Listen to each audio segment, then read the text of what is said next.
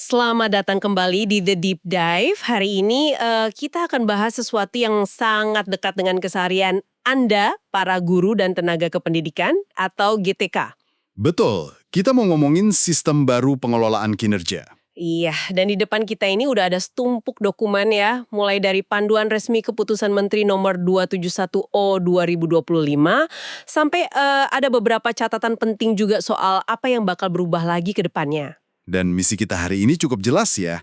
Kita nggak akan sekedar bacain aturan, tapi kita mau coba bedah bareng-bareng. Iya kan? Biar Anda semua paham bukan cuma apa yang berubah, tapi kenapa ini perlu berubah.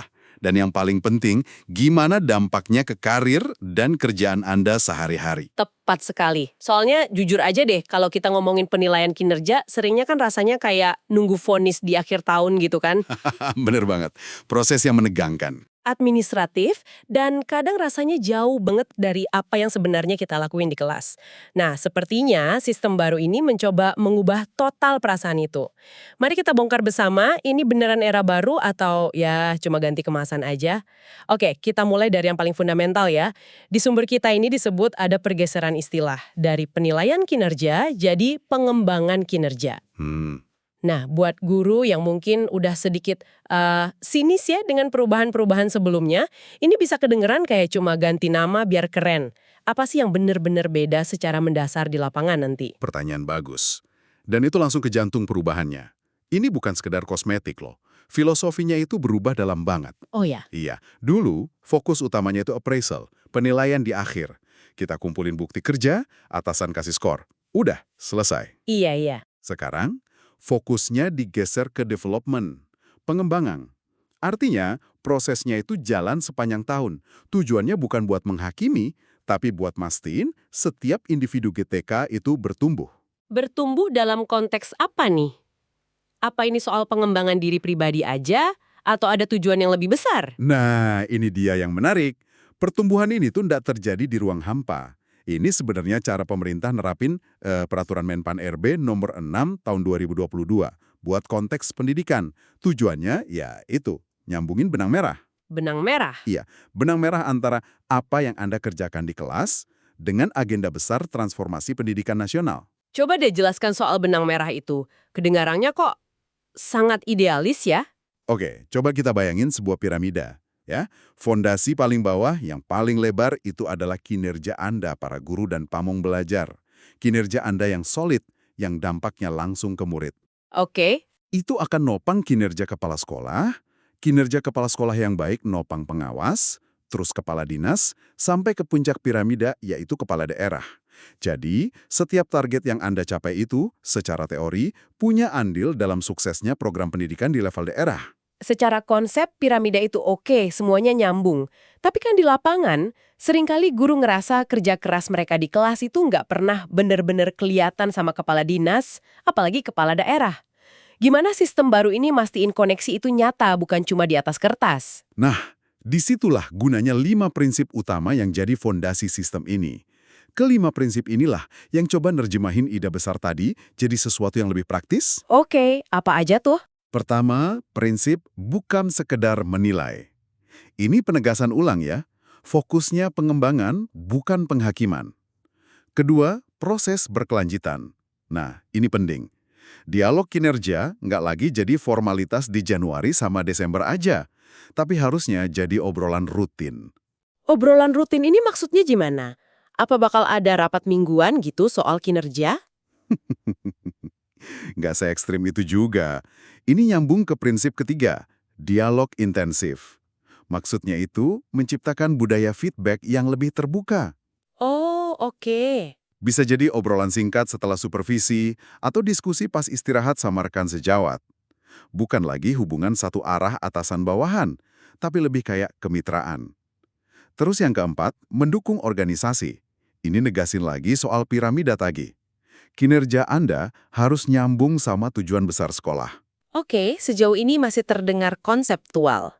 Ada prinsip kelima kan? Nah, prinsip kelima ini, kinerja nyata, ini menurut saya jawaban langsung atas keluhan puluhan tahun dari para guru. Oh iya, iya. Banyak kan yang ngerasa sibuk ngisi borang, laporan, administrasi yang rasanya jauh dari kenyataan di kelas. Prinsip ini tuh janji atau setidaknya upaya buat bilang, kami akan menilai dampak Anda pada murid, bukan tebalnya laporan Anda. Ini pergeseran yang fundamental banget. Wah, saya suka penekanan pada dampak nyata itu. Jadi intinya dari administrasi ke hasil yang dirasain langsung sama siswa ya. Oke, prinsipnya udah jelas. Tapi gimana ini semua dijalanin dalam praktek sehari-hari? Pasti ada siklus tahunannya kan? Kita mulai dari mana? Tentu, semua prinsip tadi diwujudkan dalam siklus 5 tahap sepanjang tahun. Kita mulai dari fondasinya dulu ya. Tahap 1, pra-perencanaan. Ini kejadiannya di akhir tahun, sekitar bulan Desember. Pra-perencanaan. Apa yang harus disiapin sebelum tahun ajaran baru mulai? Ada 2 hal krusial. Pertama, pemutakhiran data. Ini kelihatannya sepele, tapi penting banget.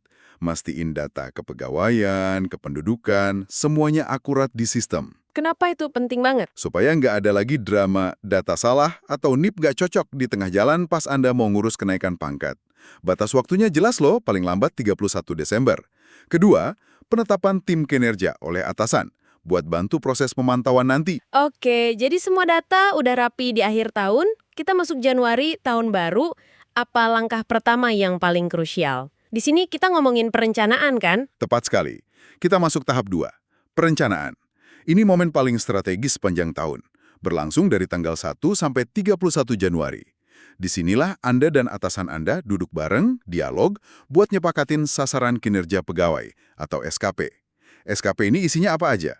Apa sama kayak dulu, cuma daftar tugas? Strukturnya beda.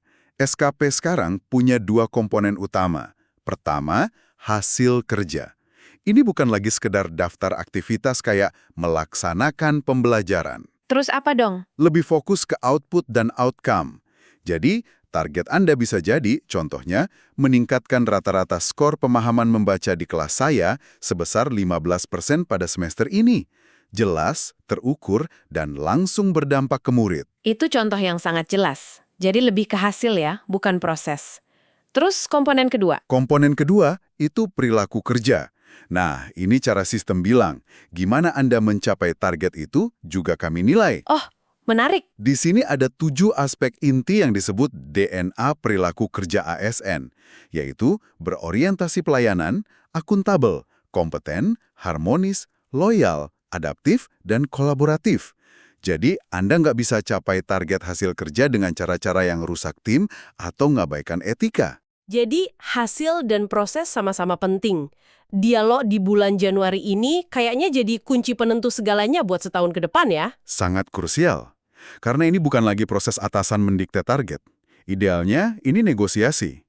Anda bisa bilang, target ini kayaknya kurang realistis dengan kondisi kelas saya. Atau, saya butuh dukungan A dan B untuk mencapai ini. Tujuannya, kesepakatan. Baik, SKP sudah disepakati di Januari. Terus apa yang terjadi dari Februari sampai katakanlah November? Apa kita dibiarin kerja sendiri terus ditagih di akhir? Nah, disinilah perubahan terbesarnya terasa. Kita masuk tahap 3 dan 4, pelaksanaan, pemantauan, dan pembinaan. Sepanjang tahun Anda kerja buat capai SKP sambil dokumentasiin bukti-buktinya. Tapi yang beda, atasan Anda juga wajib melakukan pemantauan berkelanjutan. Pemantauan berkelanjutan istilah kerennya continuous feedback itu ya. Betul, ini benar-benar ngubah permainan. Dulu kan proses penilaian itu rasanya kayak nunggu raport setahun sekali. Tegang, dan sering hasilnya ngejutin. Iya, benar. Sekarang, idenya ada obrolan-obrolan kecil sepanjang tahun. Atasan bisa bilang, progres kamu di target A udah bagus, tapi kayaknya butuh bantuan di target B. Nggak ada lagi momen penghakiman di bulan Desember. Gimana kalau di tengah jalan ternyata kinerja saya nggak sesuai harapan? Apa langsung dikasih nilai merah? Sistem ini dirancang buat suportif, bukan punitif. Kalau ada kendala, ada 2 jalur pembinaan. Pertama, bimbingan kinerja. Ini kalau masalahnya di kompetensi atau skill. Contohnya? Mungkin Anda butuh ikut pelatihan atau pendampingan dari rekan yang lebih senior. Kedua, konseling kinerja. Nah, ini kalau masalahnya lebih ke perilaku, motivasi, atau will. Tujuannya nyari akar masalah dan solusinya bareng-bareng, bukan langsung nyalain. Oke, jadi ada dukungan sepanjang tahun, setelah setahun penuh kerja, dievaluasi, dibina, kita sampai di akhir siklus. Apa yang terjadi setelah penilaian akhir tahun keluar, kita masuk tahap terakhir, tahap 5. Tindak lanjut. Di sini, hasil evaluasi tadi diubah jadi aksi nyata. Ada 3 hal utama. Pertama, pelaporan kinerja secara berjenjang. Kedua, pemeringkatan kinerja. Itu yang predikat-predikat itu ya. Betul, di mana Anda akan dapat predikat sangat baik, baik, cukup, kurang, atau sangat kurang. Ini penting buat pemetaan talenta. Dan ketiga, yang paling ditunggu, penghargaan. Nah, ini dia. Setelah setahun kerja keras, dapat predikat baik atau sangat baik, terus apa untungnya buat saya secara konkret, selain kepuasan batin? Nah, ini memunculkan pertanyaan penting kan? Apa untungnya buat karier saya? Jawabannya ada di sini. Bagi Anda yang ASN, predikat kinerja tahunan yang Anda dapatkan itu akan dikonversikan menjadi perolehan angka kredit. Oh, Angka kredit inilah yang jadi dasar mutlak buat kenaikan pangkat dan jenjang jabatan. Jadi, seluruh siklus dari Januari sampai Desember ini punya dampak langsung, terukur, dan sangat konkret ke jalur karir Anda. Performa yang didialogkan dan didokumentasiin itu benar-benar jadi tiket buat kemajuan. wah, jelas sekali alurnya sekarang. Sistemnya jadi lebih utuh ya, dan dampaknya langsung ke karir. Tapi dari catatan yang kita punya, katanya bakal ada beberapa penyesuaian lagi di tahun 2026. Ini kadang bikin cemas. Sistem baru kok rasanya udah mau diubah lagi. Perasaan cemas itu wajar, tapi penting buat ngelihat perubahan 2026 ini bukan sebagai perombakan total ya, tapi lebih sebagai penyempurnaan dan penertiban. Tujuannya, biar sistem ini lebih terintegrasi, adil, dan ngejawab beberapa kebingungan yang muncul di lapangan. Oke, coba kita bedah satu persatu. Perubahan pertama soal platformnya, dari PMM pindah kemana? Betul. Pengelolaan kinerja akan beralih dari fitur di dalam PMM ke sebuah sistem terintegrasi yang lebih besar. Namanya Ruang GTK. Ruang GTK. Ini bukan sekedar ganti nama. Tujuannya itu merapikan rumah. Supaya semua layanan untuk GTK, dari data, pengembangan kompetensi, sampai penilaian kinerja, ada di satu pintu. Jadi Anda nggak perlu lagi lompat-lompat antar platform. Ini juga bakal terintegrasi lebih kuat sama data kepegawaian di BKN. Harapannya, urusan administrasi naik pangkat jadi lebih mulus. Itu terdengar bagus. Lalu ada juga penyesuaian untuk kasus spesifik ya, seperti guru ASN di sekolah swasta dan guru pendidikan khusus. Kenapa mereka butuh perlakuan khusus? Karena selama ini ada area abu-abu. Untuk guru ASN di sekolah swasta, sering bingung siapa penilai sah mereka. Aturan baru ini memperjelas alurnya. Guru susun SKP disetujui kepala sekolah swasta, baru difinalisasi sama Dinas Pendidikan. Jelas ya? Jelas, dan nggak ada keraguan lagi.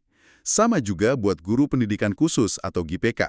Konteks kerja mereka kan unik, jadi akan ada alur penilaian yang disesuaikan, nggak lagi dipaksa sama dengan guru reguler. Ini soal keadilan. Oke, nah yang terakhir ini sepertinya yang paling banyak jadi sumber gosip dan kebingungan. Soal penilaian periodik, yang katanya harus lapor bulanan atau triwulanan. Apa benar semua guru bakal dibebani laporan bulanan? Nah ini yang paling bikin heboh dan perlu kita luruskan dengan sangat jelas. Berdasarkan dokumen ini, penilaian periodik memang diperkenalkan secara resmi mulai 2026. Tapi, dan ini harus dicetak tebal ya, sifatnya opsional. Opsional, maksudnya gimana? Artinya, ini bukan kewajiban nasional untuk semua guru di Indonesia. Kebijakan ini diberlakukan atau tidak, itu tergantung sama peraturan pemerintah daerah masing-masing. Oh, jadi tergantung Pemda. Betul. Biasanya Pemda yang nerapin ini karena terkait kebutuhan administrasi, pembayaran tunjangan, kayak TPP atau Tukin. Kalau Pemda Anda nggak mewajibkan, ya Anda nggak perlu pusing mikirin laporan bulanan. Jadi pesannya, jangan panik dulu dan cek aturan spesifik di daerah masing-masing. Tepat sekali. Pahami alur besar yang udah kita diskusikan tadi. Tapi buat teknis detail kayak laporan periodik, ya ikuti arahan dari Dinas Pendidikan setempat. Jangan sampai termakan informasi yang nggak utuh dan malah jadi cemas berlebihan. Baik, gambaran besarnya jadi sangat jelas sekarang. Ada pergeseran filosofi yang mendalam, dari sekedar dinilai jadi proses pengembangan diri yang berkelanjutan.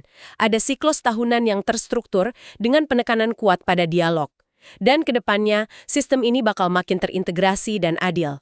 Jadi, kalau kita tarik kesimpulan, apa arti semua ini? Kalau kita hubungkan ke gambaran yang lebih besar, ya, ini berarti peran Anda sebagai guru dan tenaga kependidikan itu nggak lagi dilihat sebagai pekerjaan administratif yang terisolasi. Sistem ini, dengan segala aturannya, mencoba memposisikan Anda sebagai bagian vital dari sebuah ekosistem besar transformasi pendidikan. Menarik. Setiap target dalam SKP Anda, setiap perilaku kolaboratif yang Anda tunjukkan, idealnya punya dampak terukur yang berkontribusi pada tujuan pendidikan nasional. Ini upaya biar kontribusi Anda lebih terlihat dan lebih dihargai. Sebuah upaya untuk membuat setiap pekerjaan di kelas benar-benar berarti dalam skala yang lebih luas. Betul. Dan setelah kita membedah seluruh struktur, prinsip, dan siklus ini, ada satu pertanyaan penting yang mungkin tersisa untuk Anda renungkan. Di tengah semua komponen administratif ini, SKP, indikator kuantitatif, output dan outcome, gimana caranya Anda sebagai pendidik bisa secara kreatif dan otentik menerjemahkan target-target tersebut menjadi pengalaman belajar yang bermakna dan transformatif bagi setiap murid di ruang kelas Anda. Karena pada akhirnya, di balik semua sistem ini, tujuan utamanya tetaplah itu.